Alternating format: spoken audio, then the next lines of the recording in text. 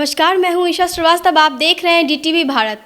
Samajwadi party के नेता स्वामी प्रसाद मौर्य के रामचरितमानस को बैन करने वाले बयान को लेकर राजनीतिक सरगर्मियां तेज हो गई हैं।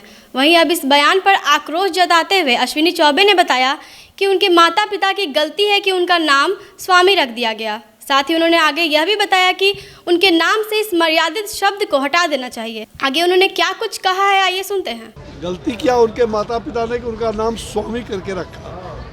उनको स्वामी भी हटा लेना चाहिए अपने आप में। जो मर्यादित नाम है वो भी हटा लेना चाहिए। ये रामचरितमानस ग्रंथ का जिस प्रकार से विरोध हो रहा है, ये पूरी तरह से मुझे लग रहा है कि एक साजिश के तहत षड्यंत्र रच करके और समाज को तोड़ने का, समाज को दिग्भ्रमित करने का, और ये लोग समाज विरोधी लोग जो इस प्रकार की गंदी बातें करके, हरकत करके समाज में जाति और इस प्रकार के कुत्सित वातावरण को विकसित करना चाहते हैं, पूरी तरह से ये निंदास्पद है। और ऐसे लोगों का बहिष्कार समाज में होना चाहिए जो इस प्रकार की गंदी और ओछी बातें कहते हैं और समाज को तोड़ना चाहते हैं। ये समाज विद्रोही लोग। सर उपेंद्र कुशवाहा को लेकर कयास चलाई जा रही है कि वो बीजेपी में जाएंगे, और उन्होंने भी बयान दिया कि कई जदयू के बड़े नेता भी बीजेपी के संपर्क में। भाई देखो, अब कौन क्या कयास लगा रहा है, लगाने दीजिए। ऐसी कोई बात नहीं है। स्वागत मैं तो नहीं मालूम। आप लोग स्वागत कीजिएगा उनका। किसका? अब कौन कहाँ आया, किसका कहाँ स्वागत होगा, ये भविष्य बताए। गलती किया उनके माता पिता ने कि उनका नाम स्वामी करके रखा। उनको स्वामी भी हटा लेना चाहिए अपने आप में। जो मर्यादित नाम है वो भी हटा लेना चाहिए। ये रामचरितमानस ग्रंथ का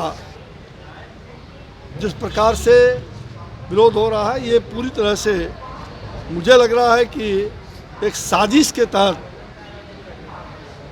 षड्यंत्र रच करके और समाज को तोड़ने का, समाज को दिग्भ्रमित करने का, और ये लोग समाज विरोधी लोग जो इस प्रकार की गंदी बातें करके, हरकत करके समाज में जाति और इस प्रकार के कुत्सित वातावरण को विकसित करना चाहते हैं, पूरी तरह से ये निंदास्पद है। और ऐसे लोगों का बहिष्कार समाज में होना चाहिए जो इस प्रकार की गंदी और ओछी बातें कहते हैं और समाज को तोड़ना चाहते हैं। ये समाज विद्रोही लोग। सर उपेंद्र कुशवाहा को लेकर कयास चलाई जा रही है कि वो बीजेपी में जाएंगे, और उन्होंने भी बयान दिया कि कई जदयू के बड़े नेता भी बीजेपी के संपर्क में। भाई देखो, अब कौन क्या कयास लगा रहा है, लगाने दीजिए। ऐसी कोई बात नहीं है।